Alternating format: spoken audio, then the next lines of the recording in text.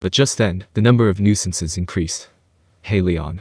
Looks like you're struggling, so we'll give you a hand." With that casual remark, Yuki and his group joined the battle.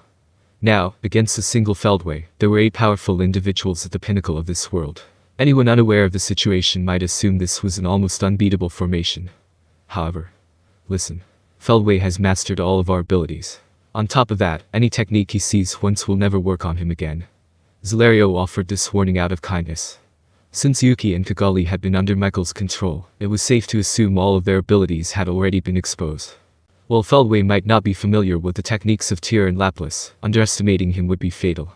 Interfering recklessly against this otherworldly powerhouse could mean death. That was Zelario's assessment. Yet, despite this ominous warning, Yuki remained completely unfazed. Ordinarily, such a revelation would drive someone to despair, but Yuki was far from ordinary. "Yeah, that kind of thing happens a lot, huh?" he said nonchalantly, as if it were a common plot twist in manga, showing no fear at all. "I mean, you probably thought you had me under control, but that was just a decoy. I haven't shown all my cards yet, and I've acquired new abilities since then. I have no intention of losing that easily." With full confidence, Yuki even went as far as taunting Feldway. Zelario was left speechless. He had no concept of manga, but if Yuki claimed this was a common scenario, perhaps he had some kind of countermeasure, though he quickly dismissed the idea. It couldn't possibly be that convenient. "Then let me ask, what's your plan?" "Simple. Kill him on the first strike before he can copy it." That was assuming Feldway didn't already know his techniques, and if it were that easy, they wouldn't be struggling in the first place. Zelario let out a deep sigh. "Or, I could just come up with an ability he can't copy." That idea was obvious enough. In fact, Zelario had already attempted it, only to learn firsthand that it wouldn't work. "Don't try it. That would only benefit him." "Oh? You mean if I experiment, he'll just absorb whatever I come up with and get even stronger?" "Yeah, that's about right." Blunt but true, Yuki's reckless behavior would only make things worse. That being said, Zelario's concerns were misplaced, rather, they were entirely irrelevant. After all, the reason Yuki was here in the first place was because Laplace had asked him to be. Now that he had regained his memories and realized he was Sarian, Laplace could never abandon his wife and daughter.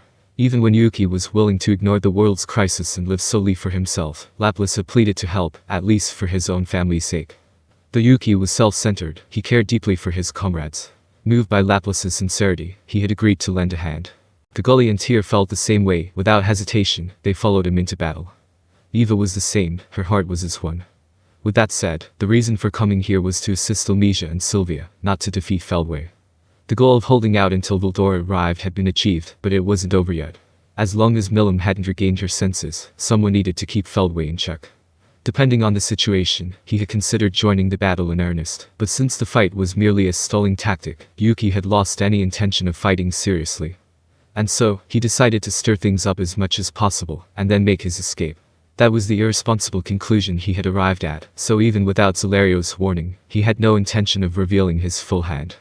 To the serious-minded Zelario, this must have been an unbelievable approach, but this was simply Yuki's true nature. Laplace was much the same. He excelled at toying with his opponents and throwing them off balance.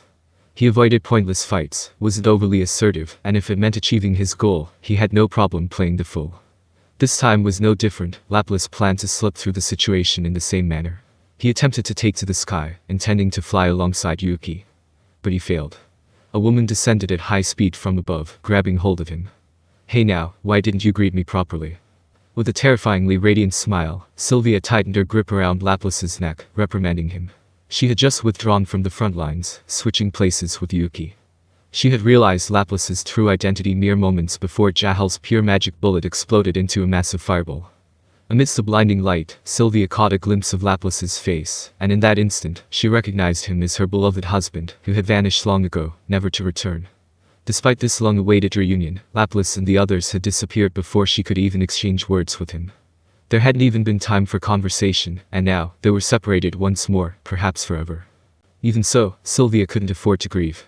She swallowed her personal emotions and threw herself into battle with everything she had.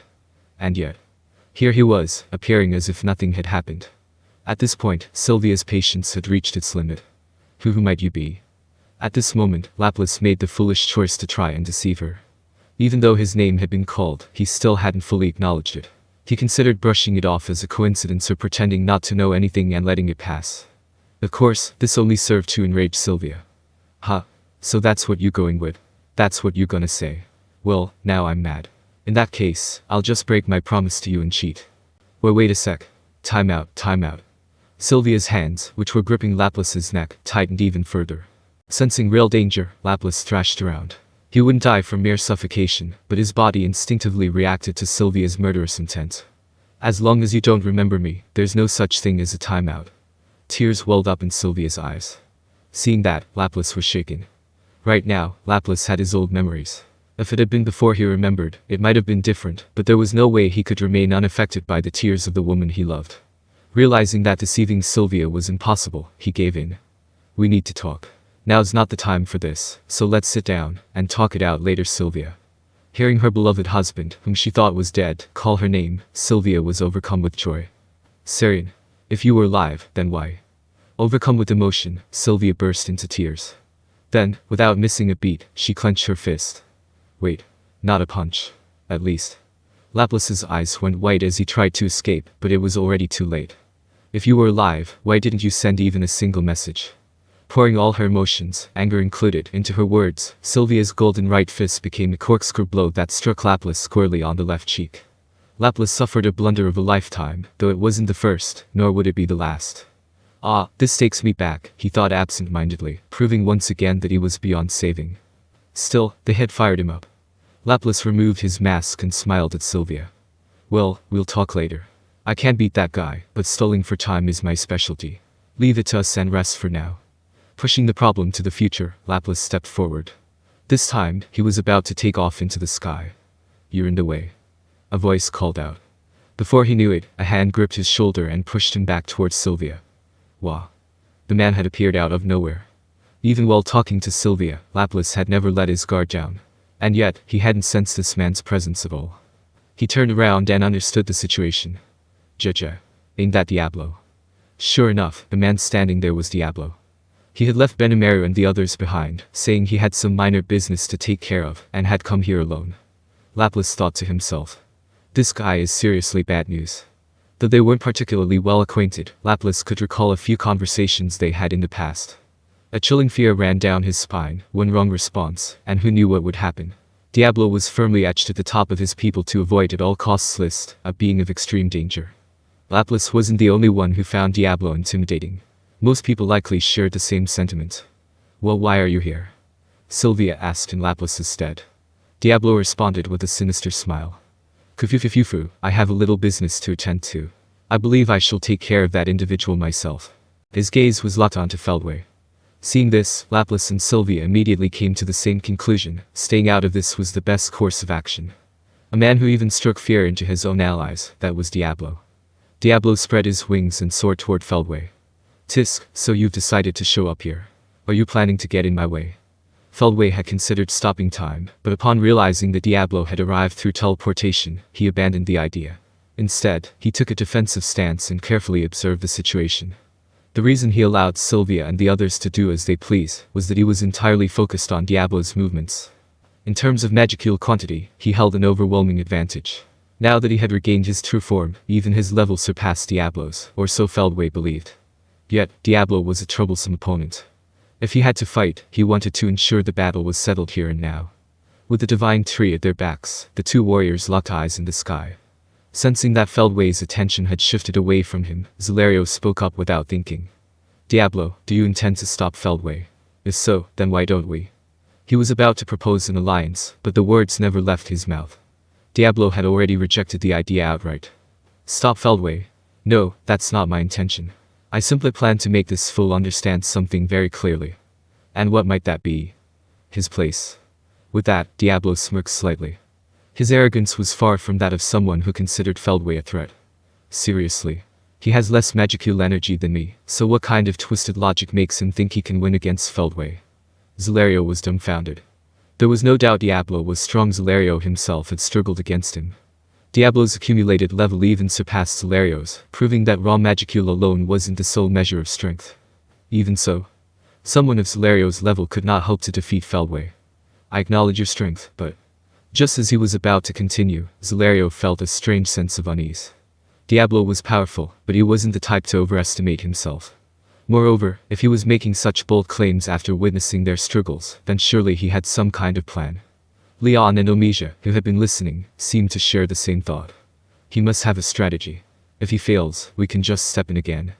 That guy's insane. Let's just let him do his thing. In short, they were more than happy to let Diablo handle this while they took a break. Even Yuki had no objections. This guy insane doesn't even begin to describe it.